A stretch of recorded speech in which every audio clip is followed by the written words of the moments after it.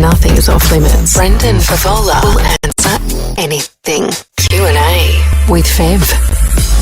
Anything. 13 10 60. We're getting them through on Facebook as well, Twitter, and through the phones. 13 10 60. Your questions for Brendan Fevola in Q&A. Yes, Fev, you've been very brave and you've said, okay, Melbourne, hit me with it. What do you want to know about me? Let's not go too deep, people. Just have a little chat. We can say, do you want to go for dinner? Yeah, let's go for dinner. Do you want to go to the pub? Yay.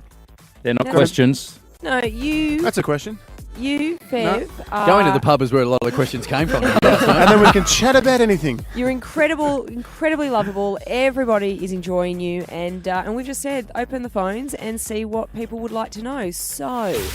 Oh, we're away. I thought we were going to a song. Fev, sit tight. The spotlight is on you, my friend. Starting to sweat a bit. I'm nervous. The grilling begins. Scott from Epping. Hi, Scott. G'day, guys. How are you? Morning, Scott. Scott. Morning, Fev. There's the big man. What would you like to ask him? Yeah, look, I do have a question, Fev. Just curious, what do you reckon the most amount of money you lost in one go while gambling? What do you reckon it was? Well, I started off with, on a Wednesday it was, up in Brisbane, and I started off with $2,000 in my sports bet account, or my bookies account. Yeah. And ended the day at 2 a.m.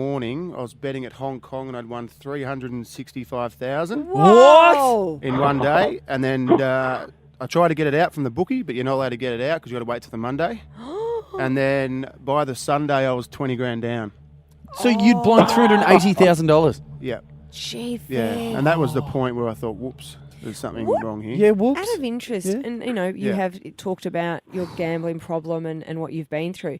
What? Because I'm not familiar with it. So the bookie won't let you get it out. Yeah, you got to wait till the Monday. And obviously that's a problem for people who have the problem because it's actually That's all right. it's hard to really explain because you don't actually have the money. You're not literally handing the money over. It's there. So it's like you just ring up and you say, I'll have such and such on this. But you're not exchanging money. It's just in an account. Right. Which is the dangerous part. Like the book, it's very dangerous for the fact that once you're in, when you're a gambler, it's there, you want to spend it. If you don't have it there, you're not going to bet. That's how I feel. If I don't have the money there, I'm not going to bet it.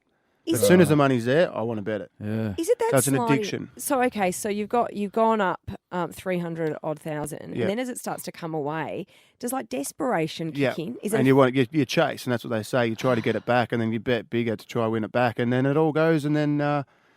So Right, that was a well- disaster, and I think that was the turning point for.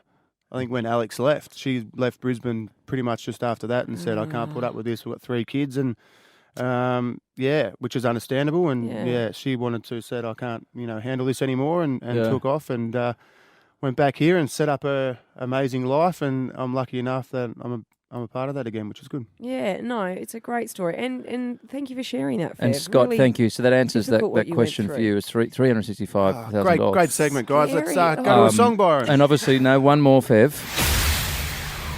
Obviously, that's where we say gamble responsibly. Yeah, Yes. absolutely. And hearing your tale and what you went through, I think if people can hear that, know that you were able to turn it around, it's a great message. As long as you're all right to do another one. You're actually all right to do we don't another have one. to do this. Yeah. I just it's just so hard for people. I don't think people really understand. They think, you're a loser, you gamble, but it is an addiction, and it's very hard to stop doing it. And it's so if you do have a problem, make sure you ring helpline and get on board. No, absolutely. Great message there, Fev. And if you are brave enough, there is another question. So, Emma from Hawthorne. Hi, Emma. Hey guys, hey Fev. Hey, Em. Sorry, I'm going to go a little bit deeper. I just heard that incredible story, but I was just asked. I wanted to know what was the lowest point or the lowest moment in your life. I know that was a pretty tough one before, but Yeah, the lowest point Don't say starting this show. was when I signed at Fox. And then they said they were going to do this question and answer thing. No, There's no helpline sorry. for that, by the way. Working lowest point was when I think Alex left me up in Brisbane with the kids.